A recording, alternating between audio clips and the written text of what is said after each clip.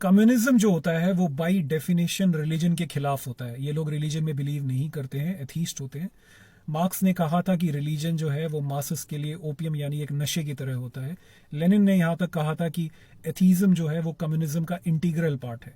तो अगर आप टेक्स्ट बुक डेफिनेशन के हिसाब से जाएं तो कम्युनिस्ट जो होते हैं वो रिलीजन में बिलीव नहीं करते हैं। लेकिन ये जो कॉन्सेप्ट है ये प्रैक्टिकली फीजिबल नहीं होता है। आप इमेजिन कीजिए कि अगर कम्युनिस्ट को इंडिया में सर्वाइव करना है और वो सारे रिलीजन के खिलाफ बोलें तो इनकी जो प्रैक्टिकल वैल्यू है वो कुछ रहेगी नहीं, वो खत्म हो जाएगी, क्योंकि सारे रिलीजन वाले मिलकर इनको अपोज करेंगे। इनकी कोई वैल्यू नहीं रहेगी सोसाइटी में। इसलिए अपने एग्जिस्टेंस को बनाए रखने के लिए, अपनी सोशल रेलेवेंस बनाए रखने के लिए इन्होंने अपनी जो स्ट्रेटेजी है उसको थोड़ा सा मॉडिफाई कर दिया है। इस स्ट्रेटेजी का नाम है मेजोरिटेरियनिज्म, यानी कि ये जिस देश में रहते हैं उस देश के मेजोरिटी जो रिलीजन होता है ये उसके खिलाफ होते हैं। जो भी मेजोरिटी रिलीजन होता है उसको ये ऑप्रेसर डिक्लेयर कर देते हैं। उस रिलीजन की खराब चीजों को ये लोग हाईलाइट करते हैं कई गुना बढ़ा बढ़ा कर उसको, और उसी देश के जो माइनॉरिटीज वाले जितने भी रिलीजन होते हैं उनके खिलाफ इनके मुंह से एक शब्द नहीं निकलता, चाहे उसमें कितना ही रिग्रेसिव चीजें क्यों ना हो। और इसके एग्जाम्पल्स आप देखिए, जो अमेरिका के जो लेफ्टिस्ट या कम्युनिस्ट होते हैं वो क्रिश्चियनिटी के खिलाफ बोलते हैं सिर्फ। जो बांग्लादेश के लेफ्टिस्ट या कम्युनिस्ट होते हैं वो इस्लाम के खिलाफ बोलते हैं। जो इसराइल के लेफ्टिस्ट कम्युनिस्ट होते हैं वो जुडाइज्म के खिलाफ बोलते हैं। उसी तरह जो इंडिया के लेफ्टिस्ट कम्युनिस्ट होते हैं वो हिंदुइज्म के खिलाफ बोलते हैं। तो ऐसा नहीं है कि इनको स्पेसिफिक सिर्फ हिंदुइज्म से ही प्रॉब्लम है, इनको हर उस मेजॉरिटी रिलीजन से प्रॉब्लम है जिस देश में ये रहते हैं। इस बात से कोई फर्क नहीं पड़ता कि माइनॉरिटी वाला जो रिलीजन है उसमें भी बुराइयां हैं या उसमें ज्यादा बुराइयां हैं, उससे उनको कोई फर्क नहीं पड़ता। ये हमेशा उसको डिफेंड करते हैं। तो दूसरा पॉइंट कि क्या कम्युनिज्म इतना खतरनाक है, क्योंकि हमें तो पता चलता नहीं है, लोगों को लगता है कहाँ है कम्युनिस्ट, कहीं भी तो नहीं है। जो कम्युनिस्ट हम देखते हैं वो पॉलिटिकल कम्युनिज्म है। पॉलिटिकल कम्युनिज्म जो है वो इंडिया में खत्म हो चुका है ऑलमोस्ट। बंगाल में तो गया, सिर्फ केरला में बचा हुआ है, त्रिपुरा से भी चला गया। ज्यादा खतरनाक है कल्चरल कम्युनिज्म या मार्क्सिज्म, जो हमें दिखता नहीं है, जो हमें पता नहीं चलता है। तो वो इंडिया में आया कहाँ से?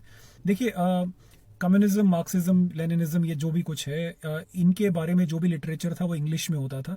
इसलिए जब तक अंग्रेज इंडिया में नहीं आए थे हमें इसके बारे में कुछ नहीं पता था। अंग्रेज इंडिया में आए, बंगाल के रास्ते आए, कोलकाता को उन्होंने अपना राजधानी बनाया, इंग्लिश को उन्होंने वहां का स्टेट लैंग्वेज बनाया और लोगों को इंग्लिश पढ़ाना शुरू किया। जो लोग इंग्लिश पढ़ लेते थे उन लोगों को बाबू कहा जाता था, उनकी सोशली रिस्पेक्ट थोड़ी सी बढ़ जाती थी, उनको इंटेलेक्चुअल समझा जाता था। तो एक बार जो आदमी इंग्लिश सीख गया वो इंग्लिश में कोई भी बुक पढ़ सकता है। तो उन लोगों ने उसके बाद मार्क्स को पढ़ना शुरू किया, लेनिन को पढ़ना शुरू किया।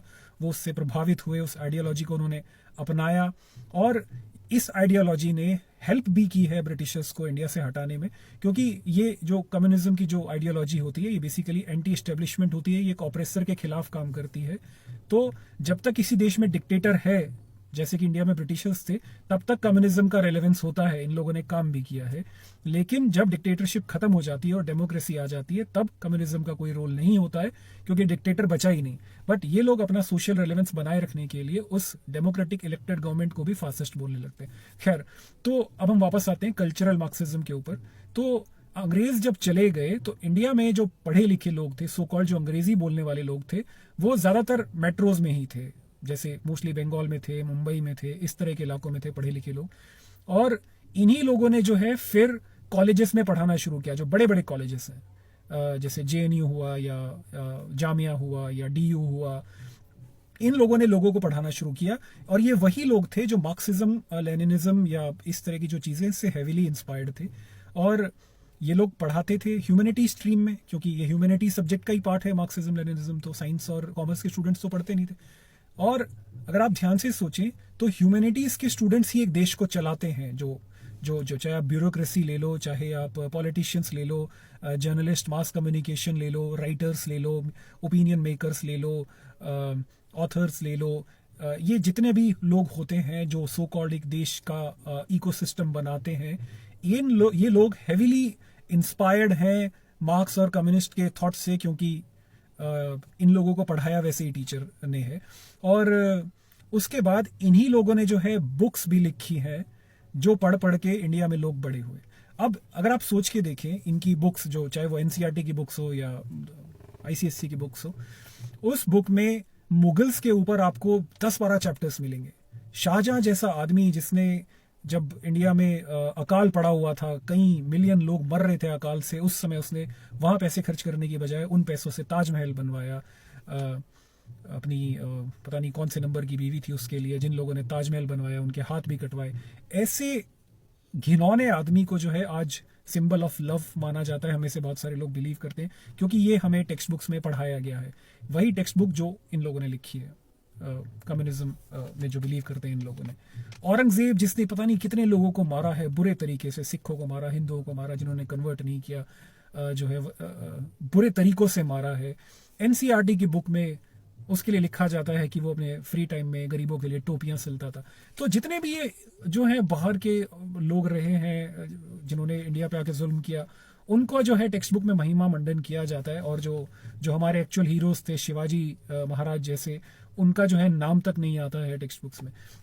सो ऐसी बुक्स पढ़ पढ़ के जब बच्चे बड़े होते हैं, वो बुक्स जो कि हैवीली इंस्पायर्ड है मार्क्सिज्म से, कम्युनिज्म से, जो कि लिखी ही इन लोगों ने है, कम्युनिस्ट नेहरूवियन लॉबी ने, तो ऐसे बच्चे जो हैं वो कहाँ से अपने कल्चर से प्यार करेंगे?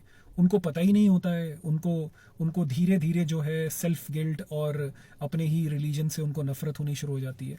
क्योंकि अगेन, अगर आप याद करो, आपने बुक्स में पढ़ा होगा, वहाँ पे सती प्रथा का जिक्र होता है, कास्ट सिस्टम का जिक्र होता है, ऐसी बुरी बुरी चीज़ों का जिक्र होता है जो कि हिंदुइज्म में थी, है इनफैक्ट अभी भी कुछ हद तक, लेकिन दूसरे जो रिलीजन से उनकी बुराइयों का बिल्कुल जिक्र नहीं होता है। तो ऐसे बच्चे जब पढ़ पढ़ के बड़े होते हैं, वो अपने ही रिलीजन से नफरत करने लगते हैं और इंस्पायर्ड होते जाते हैं इनसे।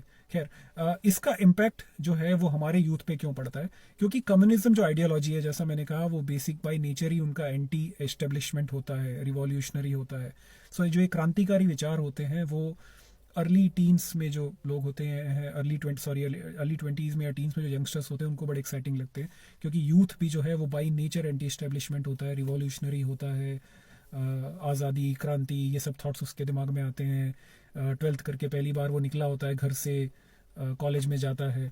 तो कम्युनिस्ट जो होते हैं वो अपने विचारों को बड़ा कूल बना के प्रेजेंट करते हैं, और ये लोग जो हैं लपक लेते हैं उसको, चाहे इशू पता हो या नहीं पता हो, because it is cool and happening, वो उसके साथ हो लेते हैं। तभी आप देखें, अगर आप कंपेयर करें, मतलब इस्लाम में बुर्का में महिलाओं को रखा जाता है, उसको एम्पावरमेंट कहा जाता है, और अगर हिंदू महिलाएं जो हैं वो घूंघट में रहती हैं, भले ही अपनी मर्जी से क्यों ना रहती हो, उसको रिग्रेसिव कहा जाता है, पेट्रियार्की कहा जाता है। वैसे दोनों ही रिग्रेसिव है, लेकिन एक चीज़ को जो है रिग्रेसिव कहा जाता है, पेट्रियार्की कहा जाता है, दूसरी चीज़ को एम्पावरमेंट कहा जाता है। इतना ऑब्वियस हिपोक्रेसी होने के बावजूद भी लोग नहीं देख पाते हैं, उनको समझ में नहीं आती है, यूथ को समझ में नहीं आता है, बिकॉज ये जो जो पढ़ते आए हैं बचपन से और जिस तरह से उनको इन्फ्लुएंस किया जाता है, उनको ये दिखता ही नहीं है। ये सो कॉल्ड जानवरों से प्यार करने वाले लोग, जब ईद पे 10-20 लाख बकरों को मारा जाता है, तब ये कुछ नहीं बोलते उसके बारे में, तब बिरयानी खाने की बात करते हैं, मटन बिरयानी।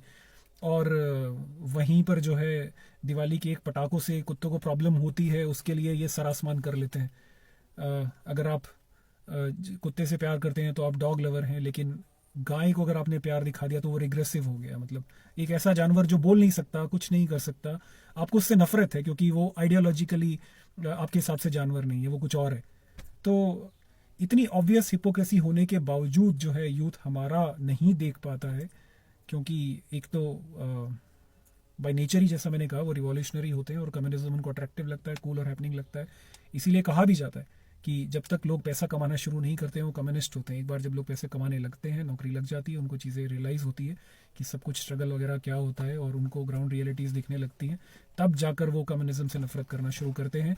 और हमारे में से भी ऐसे बहुत सारे लोग हैं जो पहले कम्युनिस्ट होते थे और धीरे धीरे वो चेंज हुए हैं। तो कोशिश यही है कि लोगों को कम उम्र में ही आईना दिखाया जाए, उनको ये बताया जाए कि कुछ भी चीज़ सिर्फ इसीलिए करने की ज़रूरत नहीं है कि वो कूल और हैपनिंग है। थोड़ा सा सोच के देखें, बाकी अपने बायस साइड पे रख के, कि वाकई इस रिलीजन में ये चीज़ सही है या नहीं है, या वाकई उस रिलीजन में ये चीज़ गलत है या नहीं है। अगर आपके हिसाब से कोई पॉइंट गलत है तो वो सारे रिलीजन के लिए गलत होना चाहिए, ना कि एक रिलीजन के लिए वो आपने बोल दिया गलत है और दूसरे रिलीजन के लिए आपने बोल दिया एम्पावरिंग है या वो बाई चॉइस है। ऐसी हिपोक्रेसी ना कीजिए। Thank you.